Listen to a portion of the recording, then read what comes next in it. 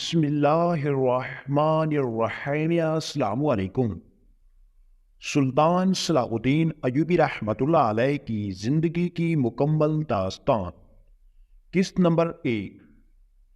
دوستو، مصر کی سرزمین کے طاقتور ترین گھوڑے اپنے سواروں کو آگے ہی آگے بھگائے لیے جا رہے تھے۔ لمبے سفر کی وجہ سے سواروں کے لباس گرد آلود اور چہرے مرجھائے ہوئے تھے۔ ہاتھوں میں اتنی طاقت تھی کہ گھوڑے کو سنبھالنے کے علاوہ راستے کا تعین کر سکیں، لیکن انہیں صحیح راستے کا تو علم ہی نہیں تھا۔ گھوڑے انہیں جس سمت اڑائے لیے جا رہے تھے وہی ان کی تقدیر تھی اور سب اس پر شاکر تھے۔ پھر صبح کاذب صبح صادق میں بدلی اور کہیں دور اللہ اکبر کی ایمان افروز صدا بلند ہوئی۔ اس آواز نے جیسے ان کے جسم میں تازگی پیدا کر دی، حرارت اور جرأت بھر دی گئی۔ گھوڑے رک گئے۔ لشکریوں نے خلوص دل سے ہاتھ بلند کر کے دعا مانگی۔ پھر وہ سب کے سب ایک سوار کے گرد جمع ہو گئے۔ یقیناً وہ ان کا سردار ہی تھا۔ سردار نے پاس کھڑے سوار سے کہا، اسامہ قریبی مسلمانوں کی کوئی آبادی معلوم ہوتی ہے؟ پھر جیسے اپنے آپ سے پوچھا، کیا ہمیں پناہ مل سکے گی؟ سردار کے صرف ہونٹ ہلے تھے، لیکن اسامہ نے ہونٹوں کی زبان پڑھ لی۔ وہ بولا، سردار عالی مقام، اب تو ہمیں خدا کے دامن عافیت ہی میں پناہ مل سکتی ہے۔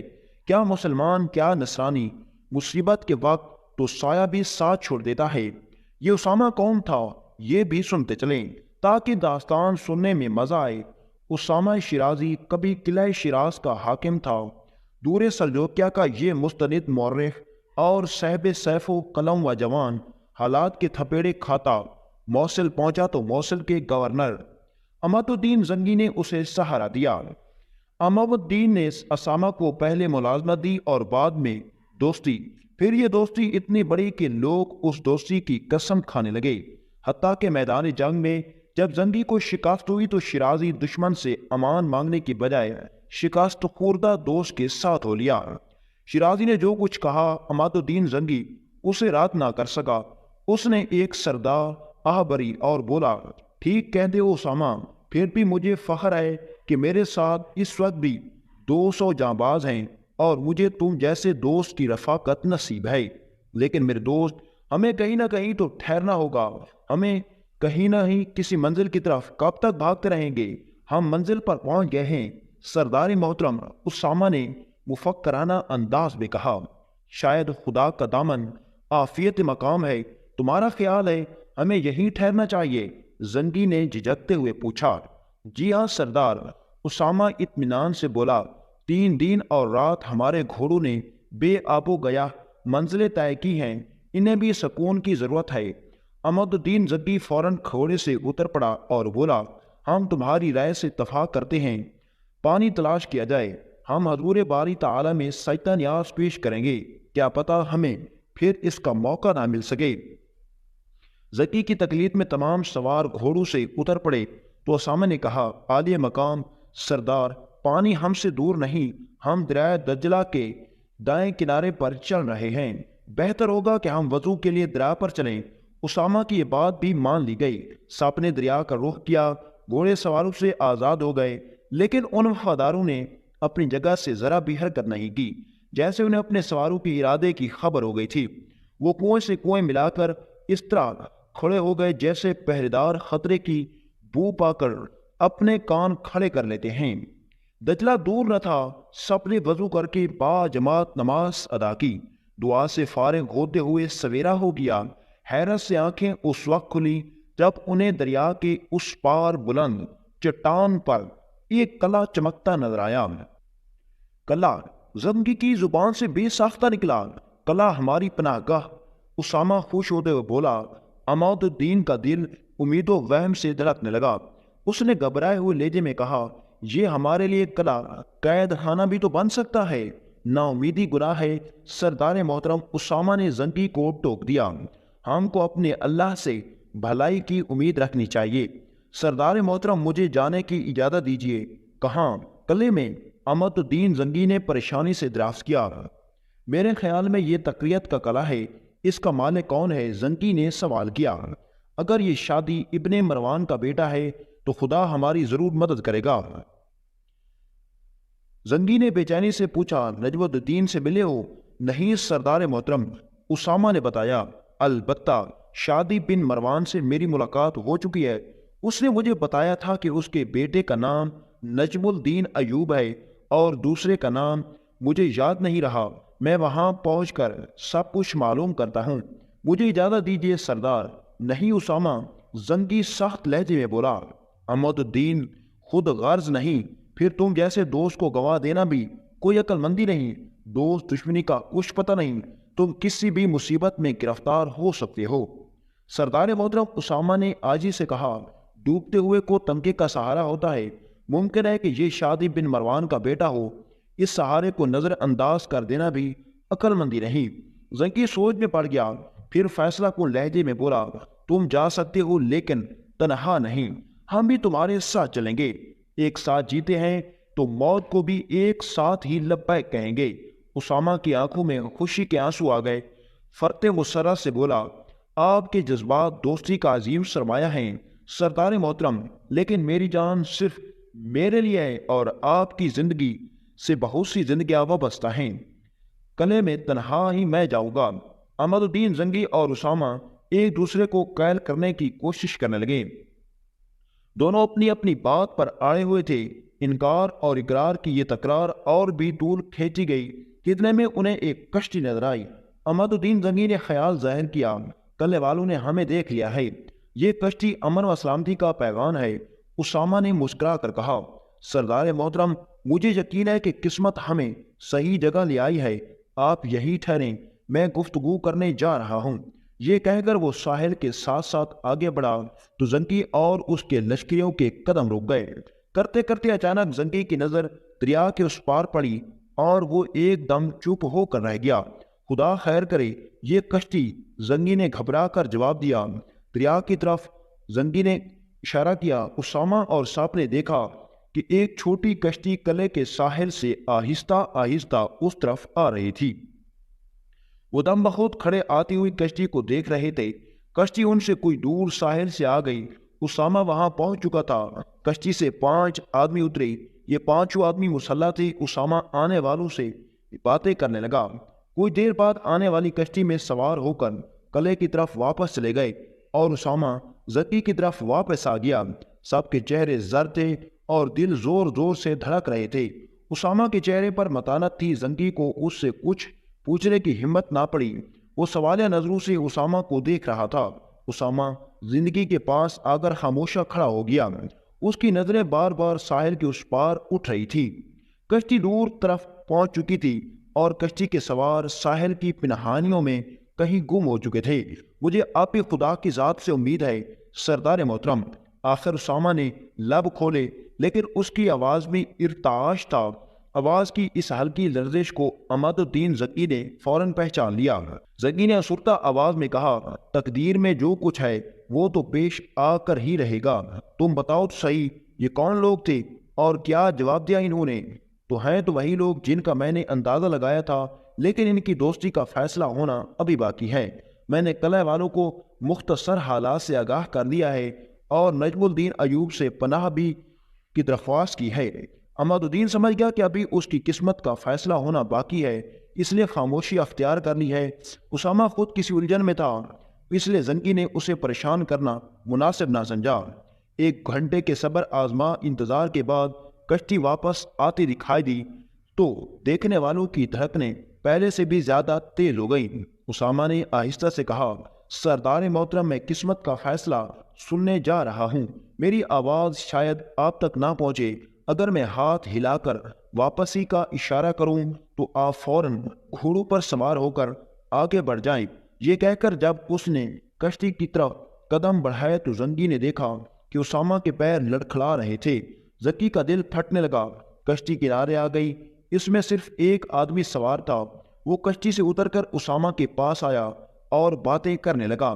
زکی کی نظریں اسامہ کے اشارے پر لگی تھی اور دھڑکنوں سے اس کا پورا وجود لرز رہا تھا۔ اسامہ اور آنے والوں میں صرف چند باتیں ہوئی، پھر اسامہ اشارہ کرنے کی بجائے تیز تیز قدم اٹھاتا ہوا زنگی کی طرف واپس آ گیا۔ زکی کو یہ نیک شگون معلوم ہوا اور اس کے قدم بھی اختیار اسامہ کی طرف اٹھنے لگے۔ اسامہ قریب پہنچا تو اس کا چہرہ خوشی سے کھلا ہوا تھا اور وہ آتے ہی زنکی سے لپٹ گیا۔ الحمدللہ، ہم کچھ دن قلعہ میں رہ سکیں گے، اسامہ نے کہا۔ الحمدللہ، زنکی نے بھی زیر لب کو سرایا۔ اب گھوڑے منگوا لیجئے، ہمارے لیے کشتیاں آ رہی ہیں۔ اسامہ زنکی کو یہ مجدہ جعفرہ سنا کر واپس چلا گیا۔ امد الدین نے واپس آ کر لشکریوں کو خوشخبری سنائی تو ان کے مردہ جسموں میں گویا جان آ گئی ہو۔ وہ سب اپنے گھوڑوں کی طرف بھاگے۔ دم کے دم لشکری گھوڑوں پر سوار ہو کر زنکی کے پاس آئے۔ زنکی کی نظریں دجلہ کے پانی پر جمی ہوئی تھی۔ دجلہ کے سینے میں درجنوں بڑی بڑی کشتیاں تیر رہی تھی۔ کشتیوں کا رخ اس کنارے کی طرف تھا۔ کشتیاں کنارے آ لگی تو ساتھ آئے ہوئے عمال اور غلام سامان بار کرنے کے لیے خشکی پر آ گئے، لیکن ان کے پاس سامان ہی کیا تھا؟ میدان جنگ سے بھاگنے والوں کے ساتھ سامان کب ہوتا ہے؟ وہ تو صرف اپنی جان لے کر ہی بھاگے تھے۔ جنگی گھوڑے اپنے مالکوں کا اشارہ پا کر ماؤ سازو سامان کشتیوں پر پہنچ گئے۔ قلعے سے آنے والا واحد آدمی بڑی پھرتی سے غلاموں کو ہدایت دے رہا تھا۔ وہ جتنا پھرتیلا تھا اس کا لہجہ اتنا ہی کرخت اور وحشیانہ تھا۔ اس کے ہاتھ میں چمڑے کا ایک کوڑا تھا۔ کوئی غلام ذرا غلطی کرتا تو وہ شیر کی طرح دھاڑتا ہوا اس کے سر پر پہنچتا اور اس کا کوڑا ہوا میں گردش کر کے غلام کی پیٹھ سے یوں ٹکراتا۔ جب اسے کھینچتا جاتا تو کپڑے کی دھنجیوں کے ساتھ کھال بھی اتر آتی۔ عماد الدین زنگی اس نوجوان کی وحشیانہ حرکتوں کو بڑی دلچسپی سے دیکھ رہا تھا۔ جب اس جوان کا کوڑا کسی پر برستا تو دیکھنے والوں کی چیخیں نکل جاتی، لیکن زنگی کے چہرے پر خوشی کی سرخی جھلک جاتی۔ زنگی کو اس کی ظالمانہ روش شاید اس لیے پسند آئی تھی کہ وہ خود بھی اس روب، تنطراق اور تنطرے کو پسند کرتا تھا۔